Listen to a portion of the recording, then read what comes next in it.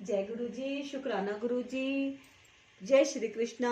ओम नमो भगवते वासुदेवाय नमः। और आप सभी संगत जी को और जितनी भी यूट्यूब फैमिली है सभी सदस्यों को सुमन सैनी का बहुत बहुत नमस्कार। और आज गीता का उपदेश हम स्टार्ट कर रहे हैं, क्योंकि जब कल अर्जुन बहुत धर्म संकट में पड़ गए थे तो उन्होंने खुद कहा आप मुझे समझाइए, बताइए। तो आज स्टार्ट हो रहा है गीता का उपदेश, है ना। तो निवेदन कर लेती हूँ मैं आपसे, अगर आप गुरुजी ब्लेसिंग कल्याण गीता चैनल पर फर्स्ट टाइम आए हैं तो उसे सब्सक्राइब अवश्य कीजिएगा, और वीडियो अच्छी लगे तो लाइक कीजिएगा, और कमेंट में गुरुजी का शुक्राना और कृष्ण भगवान जी का जयकारा अवश्य लगाएगा, है ना। तो आज्ञा लेते हैं और स्टार्ट कर लेते हैं आज गीता का ये उपदेश, है ना। और मैं आपको दर्शन करा देती हूँ श्रीमद् भागवत गीता जी के। आप सभी लोग दर्शन कर लीजिए। ये इस गीता का उपदेश हम पाठ करने जा रहे हैं, और ये एक बहुत ही पवित्र ग्रंथ है। इसको सभी को है ना, देश विदेश में इसकी धूम है, तो सोचो कुछ तो होगा ही। मैं भी फर्स्ट टाइम पढ़ रही हूँ आप लोगों के साथ साथ, है ना। तो इससे मुझे काफ़ी नॉलेज भी मिल रही है, क्योंकि जब हम किसी चीज़ का पाठ करते हैं तो उसमें अगर 4000 शब्द होते हैं तो 400 तो हमारे दिमाग में बैठते ही हैं, है ना। 400 लाइन में अगर हम पढ़ते हैं तो 4 लाइनें ही सही हमारे दिमाग में कुछ तो बैठता ही है ना। तो मेरा तो उद्देश्य यही है कि हमें अपने ज्ञान की वृद्धि अवश्य करनी चाहिए। और ज्ञान की वृद्धि कैसे होती है? जब हम किसी चीज़ को पाठ करते हैं या हम किसी चीज़ को सुनते हैं, हमें सुनने से भी बहुत सारी बातें क्लिक कर जाती हैं, है ना। और इसको आप शेयर भी अवश्य कीजिएगा, क्योंकि दूसरे लोग भी कितने ही ऐसे बैठे होंगे भी जिन्होंने गीता का पाठ अपने जीवन में एक बार भी नहीं किया होगा, जैसे कि मैंने नहीं किया था, है ना। लेकिन गुरुजी की कृपा से मैं कर रही हूँ, और सौभाग्य है मेरा कि मैं इसका पाठ कर रही हूँ। और जिसके पास भी ये वीडियो पहुँच रही है वो भी बहुत सौभाग्यशाली है कि उसको गीता का पाठ सुनने को मिल रहा है ना। तो स्टार्ट कर लेते हैं। अब मैं अपनी कृपण दुर्बलता के कारण अपना कर्तव्य भूल गया हूँ और सारा धैर्य खो चुका हूँ। ये यहाँ तक हमने कल कर लिया था, इसी से हम आज कंटिन्यू कर रहे हैं इसको। ऐसी अवस्था में मैं आपसे पूछ रहा हूँ कि जो मेरे लिए श्रेष्ठकर हो उसे निश्चित रूप से बताएं। अब मैं आपका शिष्य हूँ और आपका शरणागत हूँ, कृपया मुझे उपदेश दें। कौन कह रहा है? अर्जुन कह रहे हैं, है ना। तात्पर्य यह प्राकृतिक नियम है कि भौतिक कार्यकलाप की प्रणाली ही हर एक के लिए चिंता का कारण है। पग पग पर उलझन मिलती है, अतः प्रामाणिक गुरु के पास जाना आवश्यक है, जो जीवन के उद्देश्य को पूरा करने के लिए समुचित पथ निर्देश दे सके। समग्र वैदिक ग्रंथ हमें यह उपदेश देते हैं कि जीवन की अनचाही उलझनों से मुक्त होने के लिए प्रामाणिक गुरु के पास जाना चाहिए। ये उलझने उस दावाग्नि के समान हैं जो किसी के द्वारा लगाए बिना भभक उठती हैं। इसी प्रकार विश्व की स्थिति ऐसी है कि बिना चाहे जीवन की उलझने स्वतः उत्पन्न हो जाती हैं। कोई नहीं चाहता कि आग लगे, किंतु फिर भी वह लगती है और हम अत्यधिक व्याकुल हो उठते हैं, है ना। यहाँ पर आग का जो बताया गया है वो लड़ाई झगड़ों से बताया गया है। इनका जो तात्पर्य है वो लड़ाई झगड़े हैं, है ना। इसी प्रकार विश्व की स्थिति ऐसी है कि बिना चाहे जीवन की उलझने स्वतः उत्पन्न हो जाती है। कोई नहीं चाहता कि आग लगे, किंतु फिर भी वह लगती है और हम अत्यधिक व्याकुल हो उठते हैं।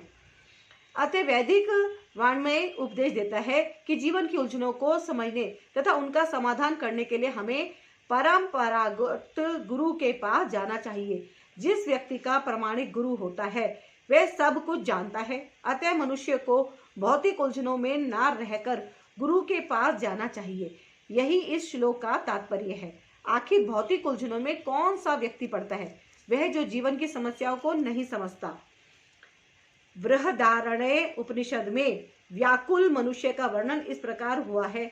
यो या एत दक्षरम गार्गय विदित्वा म्याम लो का प्रति सकृपण।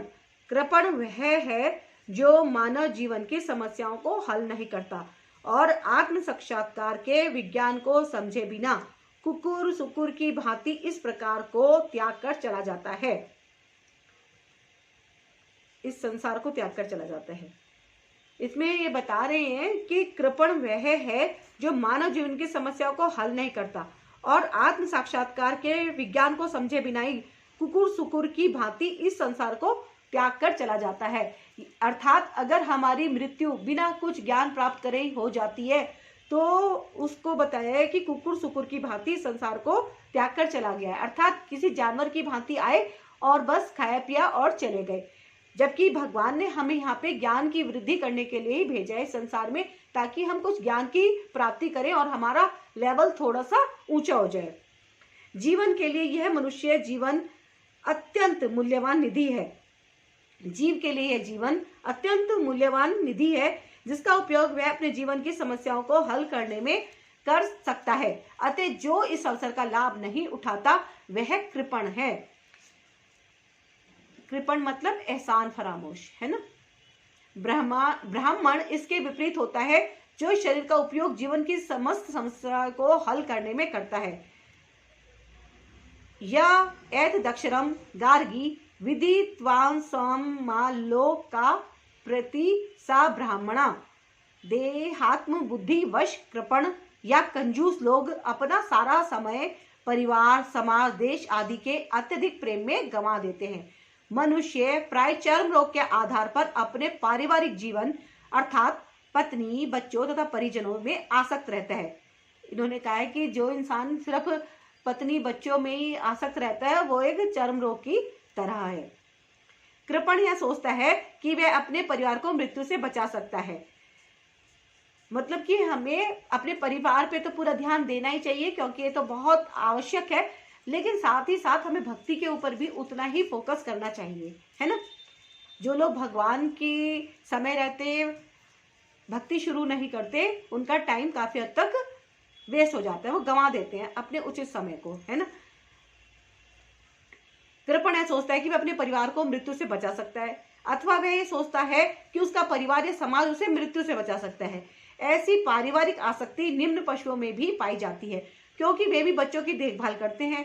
बुद्धिमान होने के कारण अर्जुन समझ गया था कि पारिवारिक सदस्यों के प्रति उसका अनुराग तथा मृत्यु से उनकी रक्षा करने की उसकी इच्छा ही उसकी उलझनों का कारण है। यद्यपि वह समझ रहा था कि युद्ध करने का कर्तव्य उसकी प्रतीक्षा कर रहा था, किंतु कृपण दुर्बलता उसको जो कृपणता जो दुर्बलता हो रही थी, दुर्बलता के कारण वह अपना कर्तव्य नहीं निभा पा रहा था। अतः वह परम गुरु भगवान कृष्ण से कोई निश्चित हल निकालने का अनुरोध कर रहा है। वह कृष्ण का शिष्यत्व ग्रहण करता है। वह मित्रतापूर्ण बातें बंद करना चाहता है। गुरु तथा शिष्य की बातें गंभीर होती है और अब अर्जुन अपने मान्य गुरु के समक्ष गंभीरतापूर्वक बातें करना चाहता है। इसलिए कृष्ण भगवत गीता ज्ञान के आदि गुरु हैं और अर्जुन गीता समझने वाला प्रथम शिष्य है।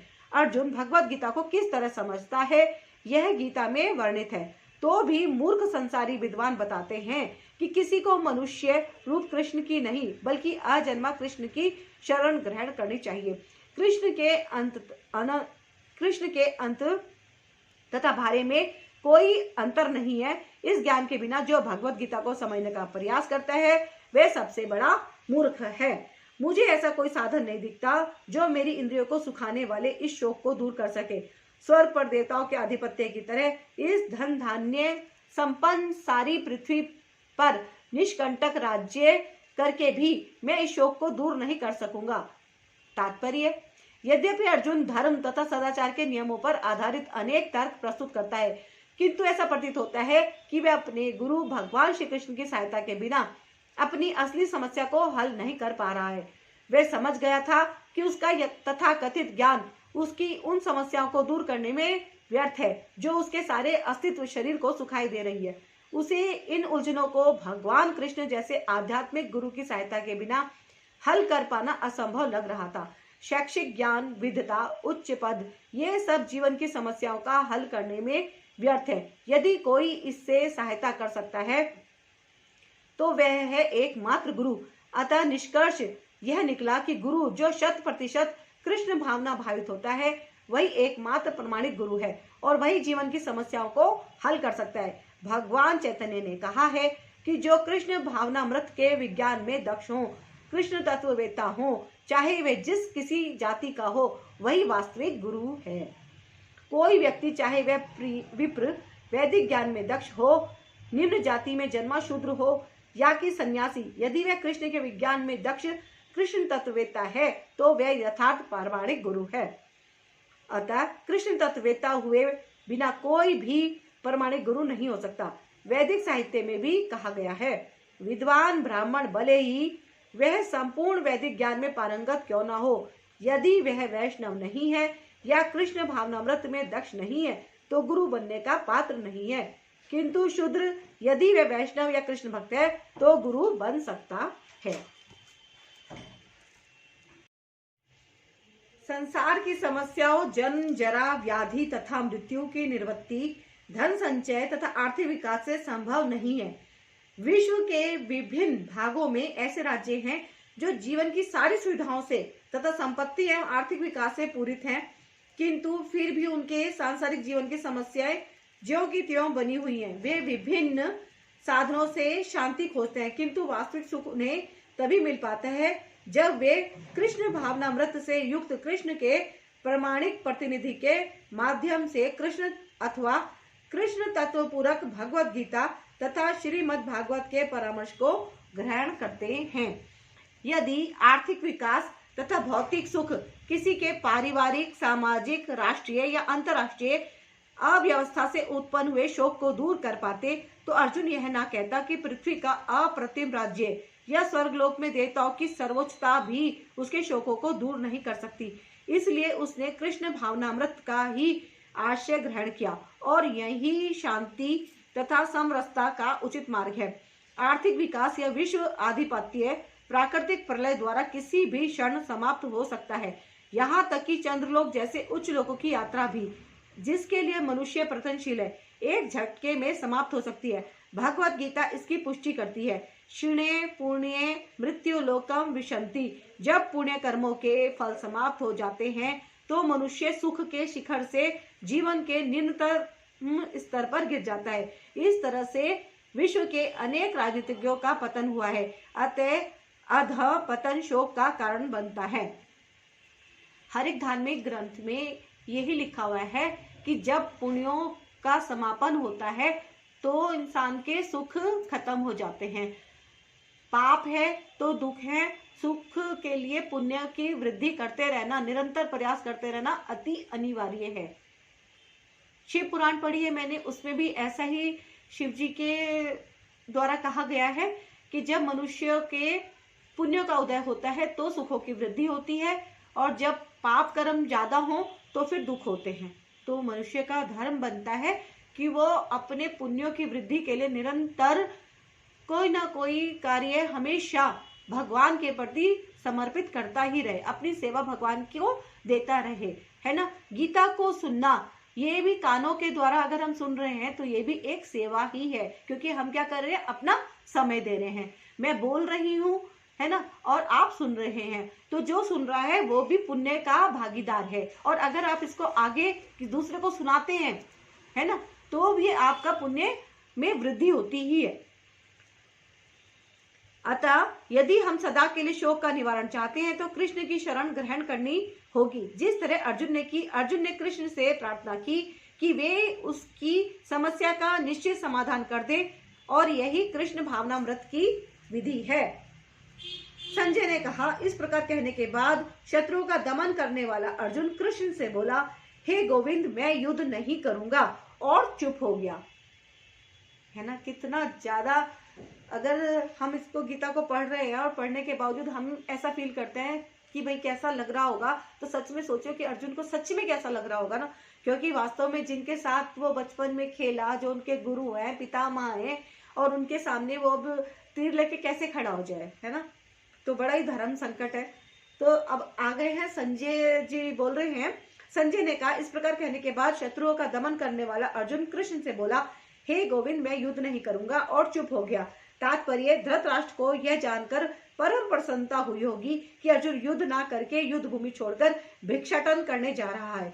किंतु संजय ने उसे पुनः यह कहकर निराश कर दिया कि अर्जुन अपने शत्रुओं को मारने में सक्षम है। परंतु यद्यपि कुछ समय के लिए अर्जुन अपने पारिवारिक स्नेह के प्रति मिथ्या शोक से अभिभूत था, किंतु उसने शिष्य रूप में अपने गुरु श्री कृष्ण की शरण ग्रहण कर ली।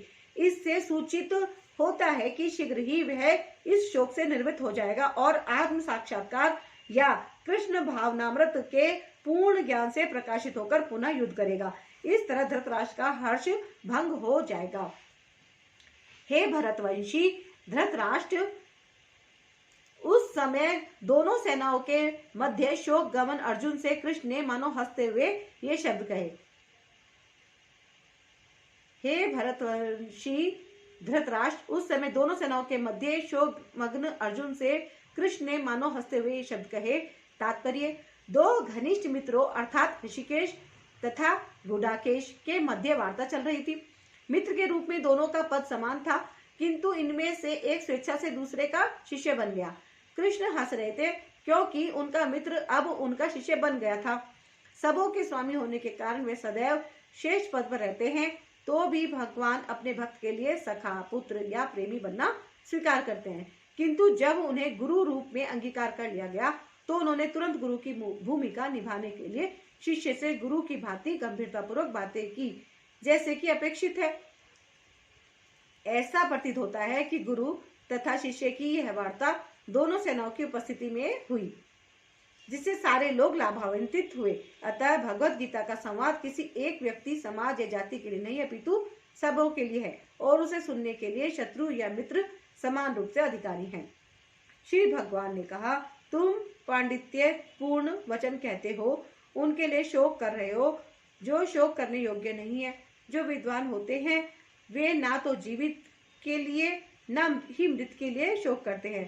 तात्पर्य, भगवान ने तत्काल गुरु का पद संभाला और अपने शिष्य को अप्रत्यक्षतः मूर्ख कहकर डांटा। उन्होंने कहा, तुम विद्वान की तरह बातें करते हो, किंतु तुम यह नहीं जानते कि जो विद्वान होता है, अर्थात जो ये जानता है कि शरीर तथा आत्मा क्या है, वह किसी भी अवस्था में शरीर के लिए, चाहे वे जीवित हो या मृत, शोक नहीं करता।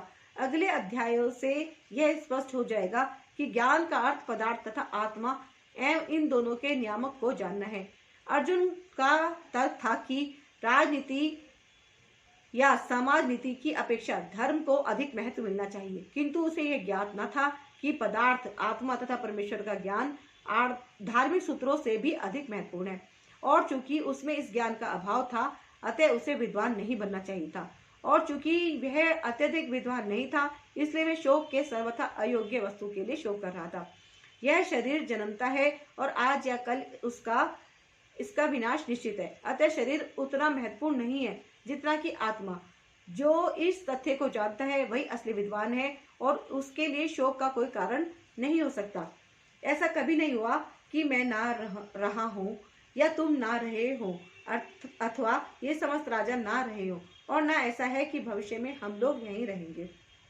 तात्पर्य, वेदों में कठोपनिषद में तथा श्वेताश्वतर उपनिषद में भी कहा गया है कि जो श्री भगवान असंख्य जीवों के कर्म तथा कर्म फल के अनुसार उनकी अपनी अपनी परिस्थितियों में पालक हैं, वही भगवान अंश रूप में हर जीव के हृदय में वास कर रहे हैं। केवल साधु पुरुष जो एक ही ईश्वर को भीतर बाहर देख सकते हैं, पूर्ण एवं शाश्वत शांति प्राप्त कर पाते हैं। जो वैदिक ज्ञान अर्जुन को प्रदान किया गया, वही विश्व के उन समस्त पुरुषों को प्रदान किया जाता है जो विद्वान होने का दावा तो करते हैं, किंतु उनकी ज्ञान राशि न्यून है। भगवान ये स्पष्ट करते हैं कि वे स्वयं अर्जुन तथा युद्ध भूमि में एकत्र सारे राजा शाश्वत प्राणी हैं, और इन जीवों की बद्ध तथा मुक्त अवस्थाओं में भगवान ही एकमात्र उनके पालक हैं। भगवान परम पुरुष है तथा भगवान का चीर संगी अर्जुन एवं वहां पर एकत्र सारे राजागण शाश्वत पुरुष हैं।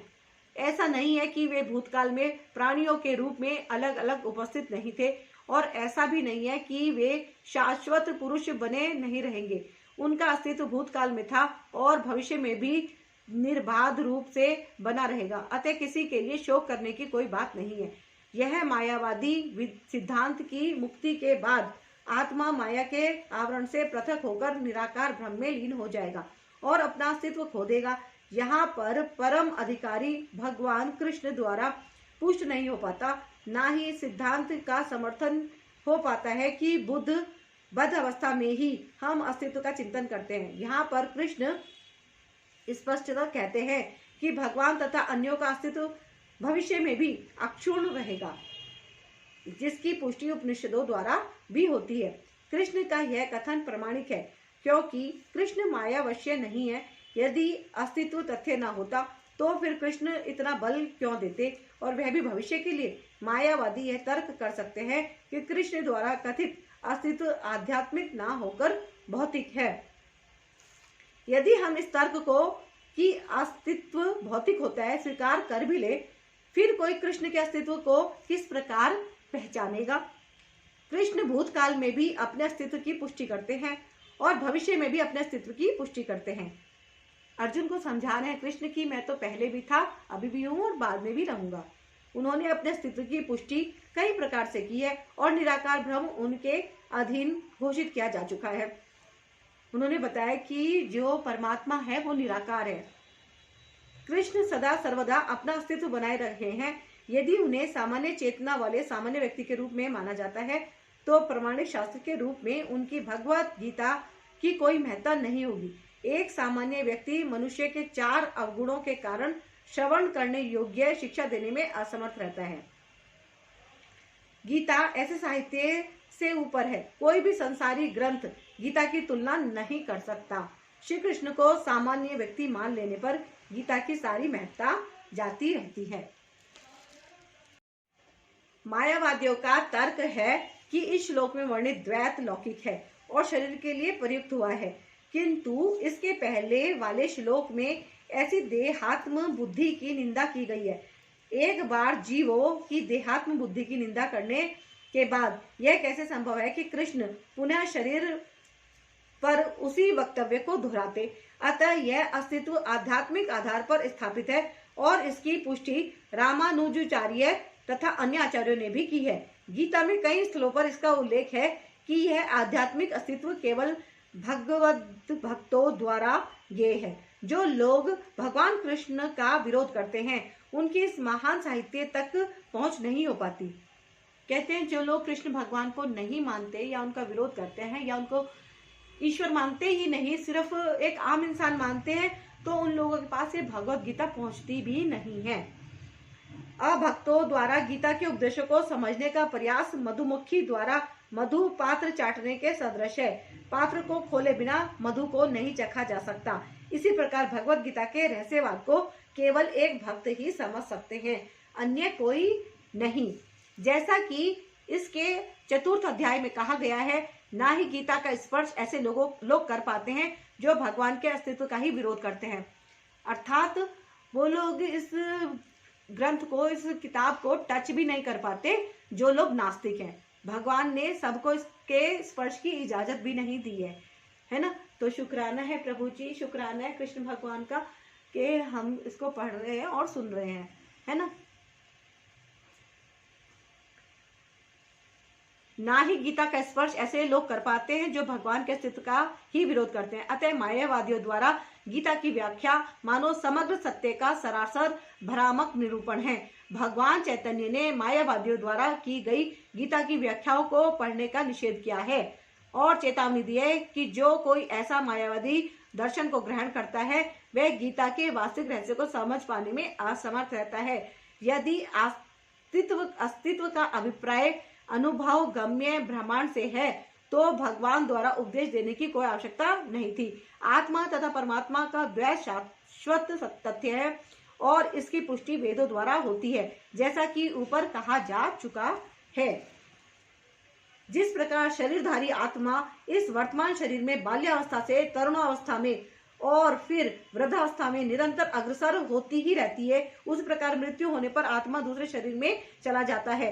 धीर व्यक्ति ऐसे परिवर्तन से मोह को प्राप्त नहीं होता। इन्होंने बताया कि जैसे कंटिन्यू हमारा जीवन कैसे चलता है, ऐसे ऐसे ऐसे इसमें देखो एक फोटो भी दिखाई है, मैं आपको दिखा देती हूँ दोबारा से।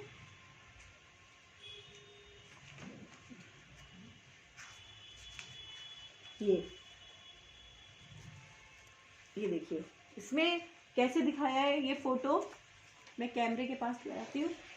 देखिए कि किस तरह से एक बच्चा है, फिर बड़ा है, फिर वो धीरे धीरे धीरे बुजुर्ग हो जाता है और फिर दोबारा से नया जीवन मिल जाता है ना। जिस प्रकार शरीरधारी आत्मा इस वर्तमान शरीर में बाल्यावस्था से तरुण अवस्था में और फिर वृद्धावस्था में निरंतर अग्रसर होता है, उसी प्रकार मृत्यु होने पर आत्मा दूसरे शरीर में चला जाता है। धीर व्यक्ति ऐसे परिवर्तन से मोह को प्राप्त नहीं होता, है ना। जो कह रहे हैं किसी समझदार लोग होते हैं वो इस परिवर्तन से परेशान नहीं होते, है ना। अब समझदार कोई कितना भी होता है लेकिन बुद्धि तो इंसान की अपने ही उसमें रहती है ना, जो हम आज में हैं, है ना। तो बस ये है कि भगवान ने जो नियम बना रखे हैं हम सब लोग उसी तरह से चल रहे आ रहे हैं, हमारे पुराने बड़े बुजुर्ग भी इस तरह से चलते आ रहे हैं और हम भी चल रहे हैं, तो मुंह से तो हम पीछा नहीं छुटा सकते। बस भक्ति करते रहेंगे कि भगवान आप जो भी कर रहे हैं आप हमारे अच्छे के लिए कर रहे हैं, है ना। धीर व्यक्ति ऐसे परिवर्तन में मोह को प्राप्त नहीं होता। तात्पर्य, प्रत्येक जीव एक व्यक्ति आत्मा है, वह प्रति क्षण अपना शरीर बदलता रहता है, कभी बालक के रूप में, कभी युवा तथा कभी वृद्ध पुरुष के रूप में, तो भी आत्मा वही रहता है, उसमें कोई परिवर्तन नहीं होता। यह व्यक्ति आत्मा मृत्यु होने पर अंततोगत्वा एक शरीर बदलकर दूसरे शरीर में देहांतरण कर जाता है और चूंकि अगले जन्म में इसको शरीर मिलना अवश्यंभावी है, चाहे वह शरीर आध्यात्मिक हो या भौतिक। अतः अर्जुन के लिए ना तो भीष्म ना ही द्रोण के लिए शोक करने का कोई कारण था। तो इन्होंने बोला है कि आत्मा को तो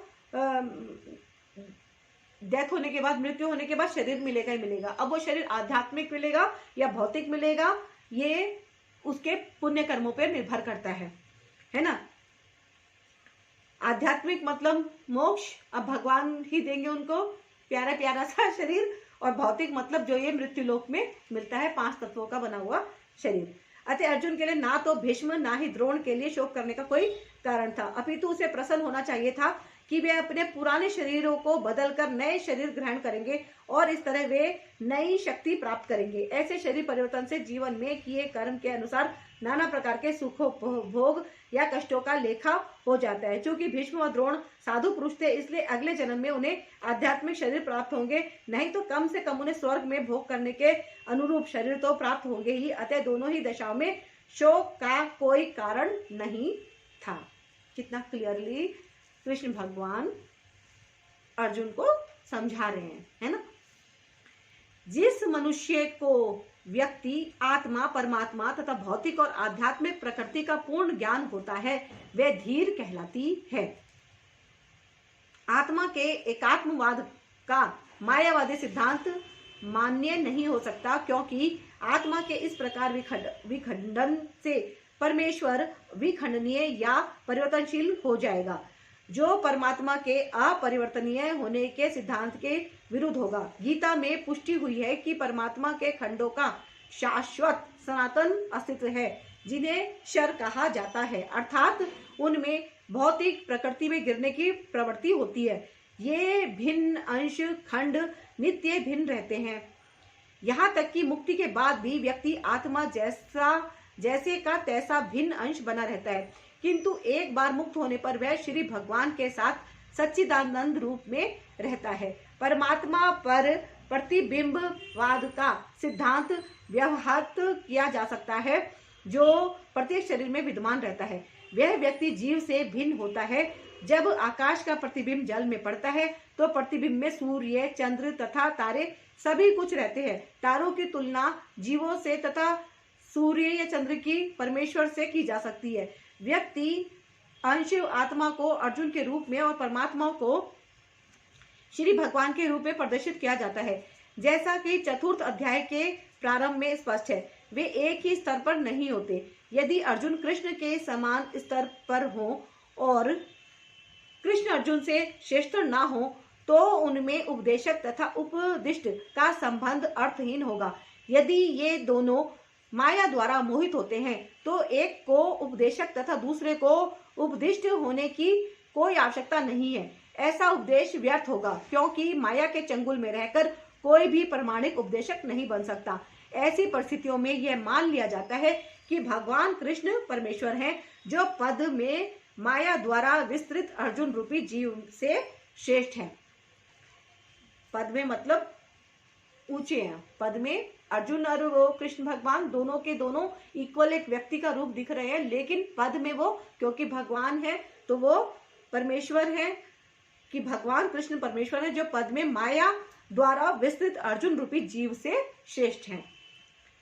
हे कुंती पुत्र, सुख तथा दुख का क्षणिक उदय तथा काल क्रम में उनका अंतर ध्यान होना सर्दी तथा गर्मी की ऋतुओं के आने जाने के समान है। हे भरतवंशी, वे इंद्रिय बोध से उत्पन्न होते हैं और मनुष्य को चाहिए कि अविचल भाव से उनको सहन करना सीखे। तात्पर्य, कर्तव्य निर्वाह करते हुए मनुष्य को सुख तथा दुख के क्षणिक आने जाने को सहन करने का अभ्यास करना चाहिए। कृष्ण भगवान कह रहे हैं कि जैसे गर्मी आती है, सर्दी आती है, ऐसे ही मनुष्य के जीवन में सुख दुख आते हैं, तो उनको सहन करने का उनको थोड़ा सा अभ्यास करना चाहिए, कि उनको थोड़ा सा सहन करने की सहन शक्ति उनके अंदर होनी चाहिए, है ना, अभ्यास करना चाहिए। वैदिक आदेशानुसार मनुष्य को माघ अर्थात जनवरी फरवरी के मास में भी प्रातःकाल स्नान करना चाहिए, है ना। कौन बोल रहा है? कृष्ण भगवान बोल रहे हैं कि बेशक माघ के महीने में, जनवरी फरवरी के महीने में बहुत ठंड होती है, लेकिन वैदिक आदेशानुसार मनुष्य को माघ के महीने में भी स्नान करना चाहिए। उस समय अत्यधिक ठंड पड़ती है, किंतु जो धार्मिक नियमों का पालन करने वाला है वह स्नान करने तनिक भी नहीं झिझकता, है ना। कि कई लोग होते हैं कि ठंड लग रही तो नहाना ही अवॉइड करेंगे सबसे पहले, लेकिन जरूर नहाना चाहिए। नहाने के अपने ही बहुत फायदे हैं। नहाना भी अपने आप में एक पुण्य कर्म की गिनती में काउंट होता है ना। और वह स्नान करने से तनिक भी झिझकता नहीं। इस प्रकार एक गृहिणी भीषण से भीषण गर्मी की ऋतु में मई जून के महीनों में भोजन पकाने में हिचकिचाती नहीं। जलवायु संबंधी असुविधाएं होते हुए भी मनुष्य को अपना कर्तव्य निभाना होता है। इसी प्रकार युद्ध करना क्षत्रिय का धर्म है, अतः उसे अपने किसी मित्र या परिजन में भी युद्ध करना पड़े तो उसे अपने धर्म से विचलित नहीं होना चाहिए। मनुष्य को ज्ञान प्राप्त करने के लिए धर्म के विधि विधान पालन करने होते हैं, क्योंकि ज्ञान तथा भक्ति से भी मनुष्य अपने आप को माया के बंधन से छुड़ा सकता है। अर्जुन को जिन दो नामों से संबोधित किया गया है वे भी महत्वपूर्ण है।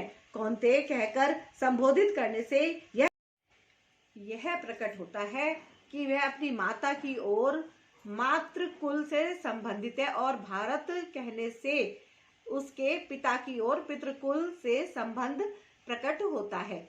दोनों ओर से उसको महान विरासत प्राप्त है। महान विरासत प्राप्त होने के फलस्वरूप कर्तव्य निर्वाह का उत्तरदायित्व आ पड़ता है, अतः अर्जुन युद्ध से विमुख नहीं हो सकता। हे पुरुष श्रेष्ठ अर्जुन, जो पुरुष सुख तथा दुख में विचलित नहीं होता और इन दोनों में संभाव रखता है वह निश्चित रूप से मुक्ति के योग्य है। तात्पर्य, जो व्यक्ति आत्म साक्षात्कार की उच्च अवस्था प्राप्त करने के लिए दृढ़ प्रतिज्ञ है और सुख तथा दुख के प्रहारों को समभाव से सह सकता है, वह निश्चय ही मुक्ति के योग्य है। वर्णाश्रम धर्म में चौथी अवस्था अर्थात संन्यास आश्रम कष्ट साध्य अवस्था है, किंतु जो अपने जीवन को सचमुच पूर्ण बनाना चाहता है वह समस्त कठिनाइयों के होते हुए भी संन्यास आश्रम ग्रहण करता है। ये कठिनाइयां पारिवारिक संबंध विच्छेद करने तथा पत्नी और संतान से संबंध तोड़ने के कारण उत्पन्न होती हैं, किंतु यदि कोई इन कठिनाइयों को सह लेता है तो उसके आत्म साक्षात्कार का पथ निष्कंटक हो जाता है। अतः अर्जुन को क्षत्रिय धर्म निर्वाह में दृढ़ रहने के लिए कहा जा रहा है। भले ही स्वजनों या अन्य मित्र प्रिय व्यक्तियों के साथ युद्ध करना कितना ही दुष्कर क्यों ना हो। भगवान चैतन्य ने 24 वर्ष की अवस्था में ही संन्यास ग्रहण कर लिया था। यद्यपि उन पर आश्रित उनकी तरुण पत्नी तथा वृद्धा माँ की देखभाल करने वाला अन्य कोई न था, तो भी उच्च आदर्श के लिए उन्होंने संन्यास ग्रहण किया और अपने कर्तव्य पालन में स्थिर बने रहे। भव बंधन से मुक्ति पाने का यही एकमात्र उपाय है। तत्वदर्शियों ने यह निष्कर्ष निकाला है कि असत अर्थात भौतिक शरीर का तो कोई चिर स्थायित्व नहीं है, किंतु सत अर्थात आत्मा अपरिवर्तित रहता है। उन्होंने इन दोनों की प्रकृति के अध्ययन द्वारा यह निष्कर्ष निकाला है। तात्पर्य, परिवर्तनशील शरीर का कोई स्थायित्व नहीं है।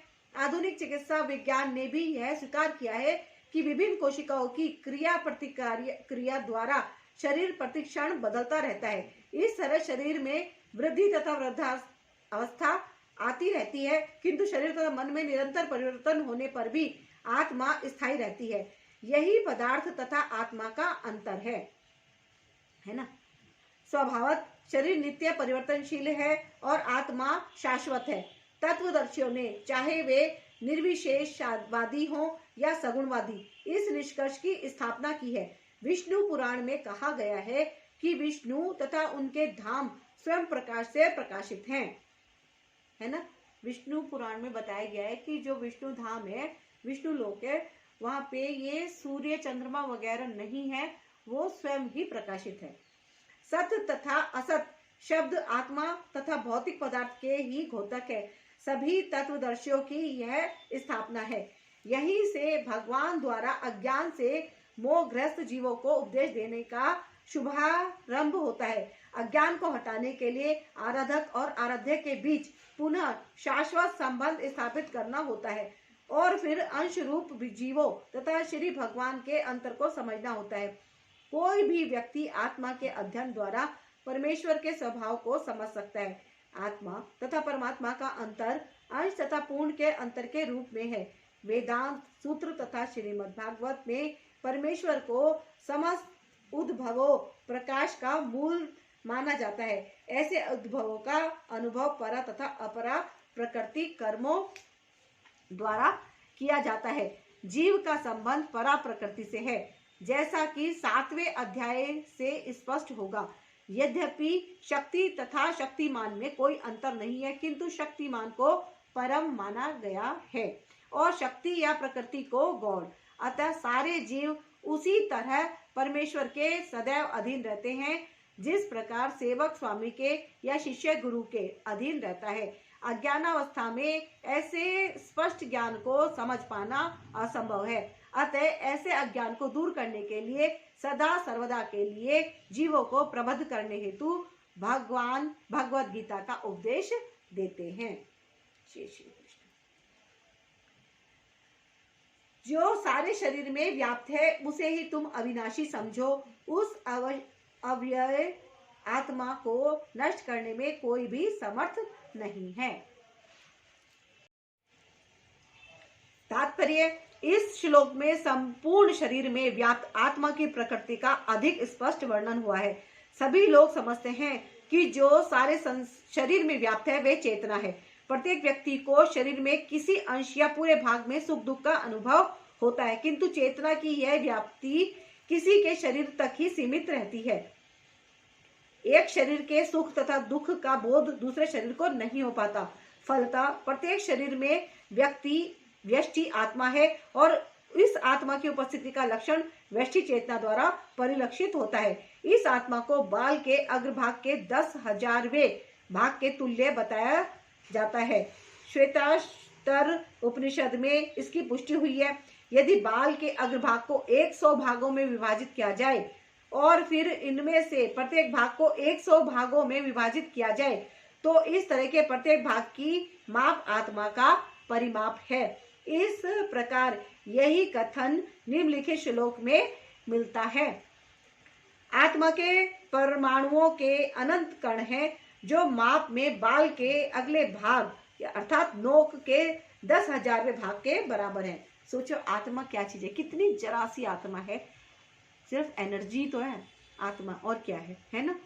इस प्रकार आत्मा का प्रत्येक कण भौतिक परमाणुओं से भी छोटा है और ऐसे असंख्य कण हैं। यह अत्यंत लघु आत्मस्फुलिंग भौतिक शरीर का मूल आधार है और इस आत्मस्फुलिंग का प्रभाव सारे शरीर में उसी तरह व्याप्त है जिस प्रकार किसी औषधि का प्रभाव व्याप्त रहता है। आत्मा की यह धारा, विद्युत धारा, सारे शरीर में चेतना के रूप में अनुभव की जाती है और यही आत्मा के अस्तित्व का प्रमाण है।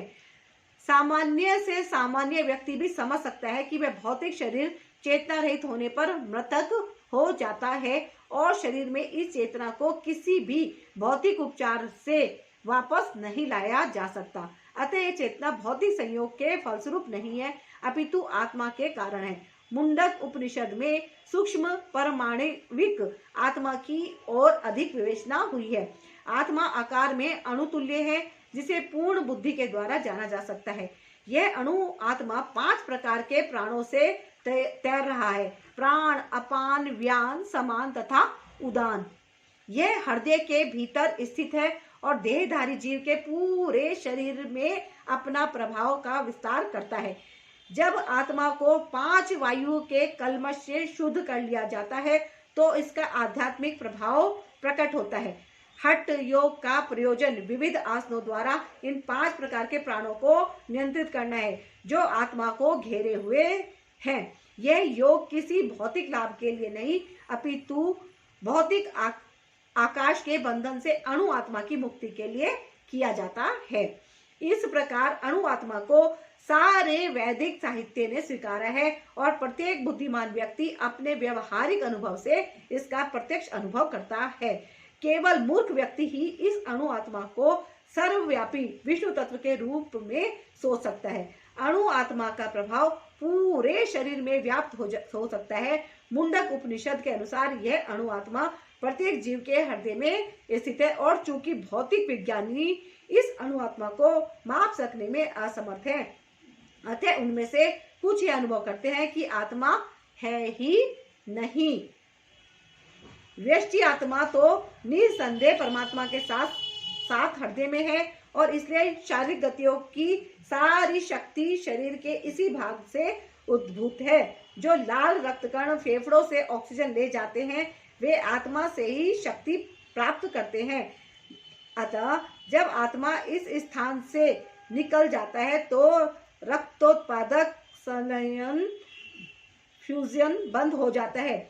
औषधि विज्ञान लाल रक्त कणों की महत्ता को तो स्वीकार करता है, किंतु वह यह निश्चित नहीं कर पाता कि शक्ति का स्रोत आत्मा है।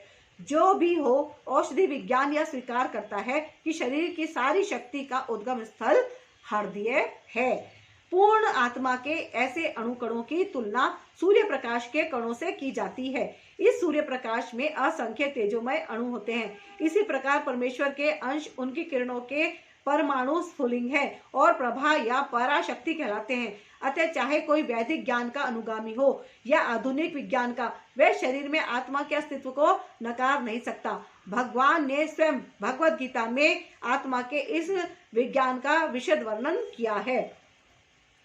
अविनाशी, अप्रमेय तथा शाश्वत जीव के भौतिक शरीर का अंत अवश्याम्भी है। अतः हे भरतवंशी युद्ध करो, है ना, कृष्ण भगवान जी बोल रहे हैं। तात्पर्य, भौतिक शरीर स्वभाव से नाशवान है। यह तत्क्षण नष्ट हो सकता है और 100 वर्ष बाद भी, अर्थात किसी को नहीं पता कि किसकी आयु कितनी है ना। यह केवल समय की बात है। इसे अनंत काल तक बनाए रखने की कोई संभावना नहीं है, किंतु आत्मा इतना सूक्ष्म है कि इसे शत्रु देख भी नहीं सकता। मारना तो दूर रहा, जैसा कि पिछले श्लोक में कहा गया है, यह इतना सूक्ष्म है कि कोई इसके मापने की बात सोच भी नहीं सकता। अतः दोनों की दृष्टि से शोक का कोई कारण नहीं है, क्योंकि जीव जिस रूप में है ना तो उसे मारा जा सकता है, ना ही शरीर को कुछ समय तक या स्थायी रूप से बचाया जा सकता है। पूर्ण आत्मा के सूक्ष्म कण अपने कर्म के अनुसार ही यह शरीर धारण करते हैं। अतः धार्मिक नियमों का पालन करना चाहिए। वेदांत सूत्र में जीव को प्रकाश बताया गया है, क्योंकि वह परम प्रकाश का अंश है। जिस प्रकार सूर्य का प्रकाश सारे ब्रह्मांड को पोषण करता है, उसी प्रकार आत्मा के प्रकाश से इस भौतिक देह का पोषण होता है। जैसे ही आत्मा इस भौतिक शरीर से बाहर निकल जाता है, शरीर सड़ने लगता है। अतः आत्मा ही शरीर का पोषक है। शरीर अपने आप में महत्वहीन है, इसलिए अर्जुन को उपदेश दिया गया कि वह युद्ध करे और भौतिक शारीरिक कारणों से धर्म की बलि ना होने दे। जो इस जीवात्मा को मारने वाला समझता है तथा जो इसे मरा हुआ समझता है, वे दोनों ही अज्ञानी है, क्योंकि आत्मा ना तो मारता है और ना मारा जाता है। तात्पर्य, जब देहधारी जीव को किसी घातक हथियार से आघात पहुंचाया जाता है तो ये समझ लेना चाहिए कि शरीर के भीतर का जीवात्मा मरा नहीं। आत्मा इतना सूक्ष्म है कि इसे किसी तरह के भौतिक हथियार से मार पाना असंभव है, जैसा कि अगले श्लोक से स्पष्ट हो जाएगा। ना ही जीवात्मा अपने आध्यात्मिक स्वरूप के कारण वध्य है, जिसे मारा जाता है या जिसे मरा हुआ समझा जाता है। वह केवल शरीर होता है, किंतु इसका तात्पर्य शरीर के वध को प्रोत्साहित करना नहीं है। वैदिक आदेश है मां हिस्यांत सर्वा भूतानि, किसी भी जीव की हिंसा ना करो, ना ही जीवात्मा अवध्य है का अर्थ यह है कि पशु हिंसा को प्रोत्साहन दिया जाए। किसी भी जीव के शरीर की अनाधिकार हत्या करना निंद्य है और राज्य तथा भगवत विधान के द्वारा दंडनीय है। किंतु अर्जुन को तो धर्म के नियमानुसार मारने के लिए नियुक्त किया जा रहा है।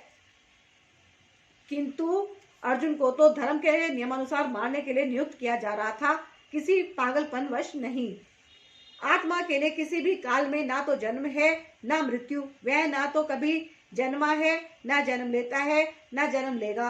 वह अजन्मा, नित्य, शाश्वत तथा पुरातन है। शरीर के मारे जाने पर वह मारा नहीं जाता। गुणात्मक दृष्टि से परमात्मा का अणु अंश परम से अभिन्न है। वह शरीर की भांति विकारी नहीं है। कभी कभी आत्मा को स्थायी या कुटस्थ कहा जाता है। शरीर में 6 प्रकार के रूपांतर होते हैं। वह माता के गर्भ से जन्म लेता है, कुछ काल तक रहता है, बढ़ता है, कुछ परिणाम उत्पन्न करता है, धीरे धीरे क्षीण होता है और अंत में समाप्त हो जाता है। किंतु आत्मा में ऐसा परिवर्तन नहीं होते। आत्मा अजन्मा है, किंतु चूंकि वह भौतिक शरीर धारण करता है, अतः शरीर जन्म लेता है। आत्मा ना तो जन्म लेता है ना मरता है। जिसका जन्म होता है उसकी मृत्यु भी होती है, और चूंकि आत्मा जन्म नहीं लेता, अतः उसका ना तो भूत है, न वर्तमान या भविष्य। वह नित्य, शाश्वत तथा सनातन है, अर्थात उसके जन्म लेने का कोई इतिहास नहीं है। हम शरीर के प्रभाव में आकर आत्मा के जन्म, मरण आदि का इतिहास खोजते हैं। आत्मा शरीर की तरह कभी भी वृद्ध नहीं होता। अतः तथा कथित वृद्ध पुरुष भी अपने में बाल्यकाल या युवा अवस्था जैसी अनुभूति पाता है। शरीर के परिवर्तनों का आत्मा पर कोई प्रभाव नहीं पड़ता। आत्मा वृक्ष या किसी अन्य भौतिक वस्तु की तरह क्षीण नहीं होता। आत्मा की कोई उपसृष्टि नहीं होती। शरीर की उपसृष्टि संतानें हैं और वे भी व्यष्टि आत्माएं हैं, और शरीर के कारण वे किसी न किसी की संतानें प्रतीत होते हैं। शरीर की वृद्धि आत्मा की उपस्थिति के कारण होती है, किंतु आत्मा के ना तो कोई उपवृद्धि है, ना ही उसमें कोई परिवर्तन होता है। अतः आत्मा शरीर के 6 प्रकार के परिवर्तन से मुक्त है। इस श्लोक का अर्थ तथा तात्पर्य भगवत गीता के श्लोक जैसा ही है, किंतु इस श्लोक में एक विशिष्ट शब्द विपक्षित का प्रयोग हुआ है, जिसका अर्थ है विद्वान या ज्ञानमय। आत्मा ज्ञान से या चेतना से सदैव पूर्ण रहता है, अतः चेतना ही आत्मा का लक्षण है। यदि कोई हृदयस्थ आत्मा को नहीं खोज पाता, तब भी वह आत्मा की उपस्थिति को चेतना की उपस्थिति से जान सकता है। कभी कभी हम बादलों या कारणों से आकाश में सूर्य को नहीं देख पाते, किंतु सूर्य का प्रकाश सदैव विद्यमान रहता है। अतः हमें विश्वास हो जाता है कि यह दिन का समय है। प्रातः काल ज्यों ही आकाश में थोड़ा सा सूर्य प्रकाश दिखता है, तो हम समझ जाते हैं कि सूर्य आकाश में है। इस प्रकार चूंकि शरीरों में चाहे पशु के हों या पुरुषों के कुछ ना कुछ चेतना रहती है, अतः हम आत्मा की उपस्थिति को जान लेते हैं।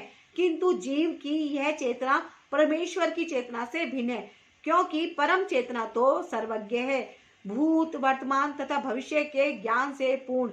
व्यष्टि जीव की चेतना विस्मरणशील है तथा प्रकाश और बोध प्राप्त होता है। व्यष्टि जीव की चेतना विस्मरणशील है। जब वह अपने वास्तविक स्वरूप को भूल जाता है, तो उसे कृष्ण के उपदेशों से शिक्षा तथा प्रकाश और बोध प्राप्त होता है। किंतु कृष्ण विस्मरणशील जीव नहीं है। यदि वे ऐसे होते तो उनके द्वारा दिए गए भगवत गीता के उपदेश व्यर्थ होते। आत्मा के दो प्रकार हैं, एक तो अणु आत्मा और दूसरा विभु आत्मा।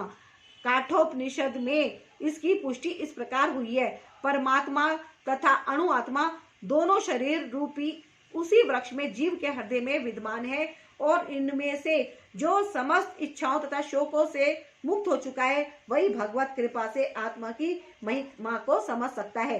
कृष्ण परमात्मा के भी उद्गम है, जैसे कि अगले अध्याय में बताया जाएगा, और अर्जुन अणु आत्मा के समान है जो अपने वास्तविक स्वरूप को भूल गया है।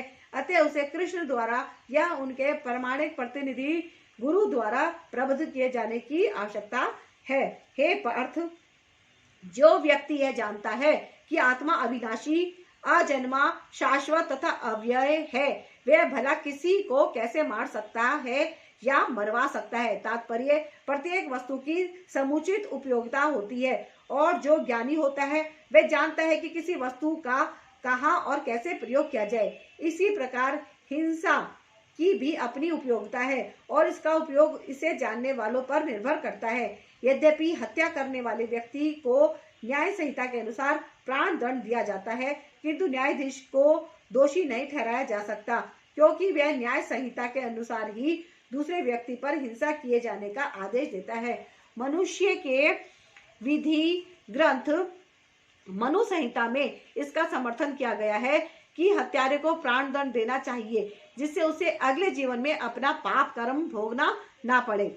अतः राजा द्वारा हत्यारे को फांसी का दंड एक प्रकार से लाभप्रद है। इस प्रकार जब कृष्ण युद्ध करने का आदेश देते हैं तो यह समझना चाहिए कि यह हिंसा परम न्याय के लिए है, और इस तरह अर्जुन को इस आदेश का पालन यह समझकर करना चाहिए कि कृष्ण के लिए किया गया युद्ध हिंसा नहीं है, क्योंकि मनुष्य या दूसरे शब्दों में आत्मा को मारा नहीं जा सकता। अतः न्याय के हेतु तथा कथित हिंसा की अनुमति है। शल्य क्रिया का प्रयोजन रोगी को मारना नहीं, अपितु उसको स्वस्थ बनाना है। अतः कृष्ण के आदेश पर अर्जुन द्वारा किया जाने वाला युद्ध पूरे ज्ञान के साथ हो रहा है, उससे पाप फल की संभावना नहीं है।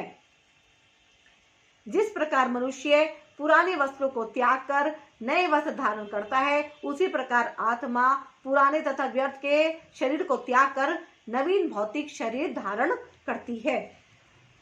तात्पर्य, अणु आत्मा द्वारा शरीर का परिवर्तन एक स्वीकृत तथ्य है। आधुनिक विज्ञानी जन तक जो आत्मा के अस्तित्व पर विश्वास नहीं करते, पर साथ ही हृदय से शक्ति साधन की व्याख्या भी नहीं कर पाते, उन परिवर्तनों को स्वीकार करने को बाध्य हैं, जो बाल्यकाल से कौमारावस्था और फिर तरुणावस्था तथा वृद्धावस्था में होते ही रहते हैं। वृद्धावस्था से यही परिवर्तन दूसरे शरीर में स्थानांतरित हो जाता है। इसकी व्याख्या एक पिछले श्लोक में की जा चुकी है। अणु आत्मा का दूसरे शरीर में स्थानांतरण परमात्मा की कृपा से संभव हो पाता है। परमात्मा अणु आत्मा की इच्छाओं की पूर्ति उसी तरह करते हैं जिस प्रकार एक मित्र दूसरे की इच्छा पूर्ति करता है। मुंडुक तथा श्वेताश्तर उपनिषदों में आत्मा तथा परमात्मा की उपमा दो मित्र पक्षियों से की गई है, जो एक ही वृक्ष पर बैठे हैं। इनमें से एक पक्षी अणु आत्मा वृक्ष के फल को खा रहा है और दूसरा पक्षी कृष्ण अपने मित्र को देख रहा है। यद्यपि दोनों पक्षी समान गुण वाले हैं, किंतु इनमें से एक भौतिक वृक्ष के फलों पर मोहित है, किंतु दूसरा अपने मित्र के कार्यकलापों का साक्षी मात्र है। कृष्ण साक्षी पक्षी हैं और अर्जुन फल भोक्ता पक्षी। यद्यपि दोनों मित्र सखा हैं, किंतु फिर भी एक स्वामी और दूसरा सेवक। अणु आत्मा द्वारा इस संबंध की विस्मृति ही उसके एक वृक्ष से दूसरे पर जाने या एक शरीर से दूसरे शरीर में जाने का कारण है। जीव आत्मा प्राकृत शरीर रूपी वृक्ष पर अत्यधिक संघर्षशील है, किंतु ज्यों ही वह दूसरे पक्षी को परम गुरु के रूप में स्वीकार करता है, जिस प्रकार अर्जुन कृष्ण का उपदेश ग्रहण करने के लिए स्वेच्छा से उनकी शरण में जाता है, त्यों ही परतंत्र पक्षी दूसरे सारे शोकों से विमुक्त हो जाता है। मुंडक उपनिषद तथा श्वेताश्तर उपनिषद समान रूप से इसकी पुष्टि करते हैं। यद्यपि दोनों पक्षी एक ही वृक्ष पर बैठे हैं, किंतु फल खाने वाला पक्षी वृक्ष के फल के भोक्ता रूप में चिंता तथा विषाद में निमग्न है। यदि किसी तरह वह अपने मित्र भगवान की ओर उन्मुख होता है तो उनकी महिमा को जान लेता है, तो वह अपने कष्ट भोगने वाला पक्षी तुरंत समस्त चिंताओं से मुक्त हो जाता है। अब अर्जुन ने अपना मुख अपने शाश्वत मित्र कृष्ण की ओर फेरा है और उनसे भागवत गीता समझ रहा है। इस प्रकार वह कृष्ण से श्रवण करके भगवान की परम महिमा को समझकर शोक से मुक्त हो सकता है। यहाँ भगवान ने अर्जुन को उपदेश दिया है और वह अपने पितामह तथा गुरु के देहांतरण पर शोक प्रकट ना करे, अपितु उसे इस धर्म युद्ध में उनके शरीरों का वध करने में प्रसन्न होना चाहिए, जिससे वे सब विभिन्न शारीरिक कर्म फलों से तुरंत मुक्त हो जाएं। बलवेदी पर या धर्म युद्ध में प्राणों को अर्पित करने वाला व्यक्ति तुरंत शारीरिक पापों से मुक्त हो जाता है और उच्च लोक को प्राप्त होता है। अतः अर्जुन का शोक करना युक्ति संगत नहीं है। तो बस आज के लिए इतना ही लेते हैं हम आज्ञा गुरु जी से भी और कृष्ण भगवान से भी, और आप सभी लोगों से निवेदन करती हूँ कि आप इसको पूरा सुनिए। जो पिछले अगर आपके किसी के छूट गए हैं, आप ये फर्स्ट टाइम सुन रहे हैं, तो पिछले एपिसोड भी आप इसके पूरे के पूरे जरूर सुनिए, जिससे कि आपका एक ग्रंथ कंप्लीट हो जाए। हम कोई भी ग्रंथ सुने उसको अधूरा ना छोड़ें, है ना। कंप्लीट सुनना बहुत अनिवार्य है ना। तो इससे तो हमारे पता नहीं कितने पाप कर्म कटते हैं। ग्रंथों में बहुत शक्ति होती है और इन्हें हमें मजाक में नहीं लेना चाहिए, सीरियस होके ही पढ़ना और पढ़ाना चाहिए। हमें इसका श्रवण अपनी आत्मा से सुनना चाहिए, पूरा ग्रहण करना चाहिए कि हाँ ये क्या बोल रहे हैं। एक एक शब्द पे फोकस होके ही सुनना चाहिए, है ना। थोड़ा बहुत तो हमारी समझ में फिर आ ही जाता है जब हम ज़्यादा फोकस होके सुनते हैं। तो और इसको आप शेयर जरूर कीजिएगा, जितना ज़्यादा से ज़्यादा शेयर करेंगे ज़्यादा से ज़्यादा लोगों तक ये वीडियो पहुँचे, ऐसी मेरी आपसे रिक्वेस्ट है ना। तो कृष्ण भगवान जी का ये जो उपदेश है कि जिस प्रकार मनुष्य अपने पुराने वस्त्रों का त्याग कर नए वस्त्र धारण करता है, उसी प्रकार आत्मा पुराने तथा व्यर्थ के शरीरों को त्याग कर नवीन भौतिक शरीर धारण करता है। तो बस आप आज के लिए यहीं तक, और अब मिलती हूँ मैं आपसे नेक्स्ट एपिसोड में। तब तक के लिए आज्ञा। वीडियो को अगर अच्छी लगी हो तो लाइक कीजिएगा और शेयर जरूर कीजिएगा, और कमेंट में जय गुरु जी, शुक्राना गुरु जी, ओम नमः शिवाय, जय श्री कृष्णा, जो भी आपकी इच्छा करे अपनी हाजिरी अवश्य लगाइएगा। नमस्कार।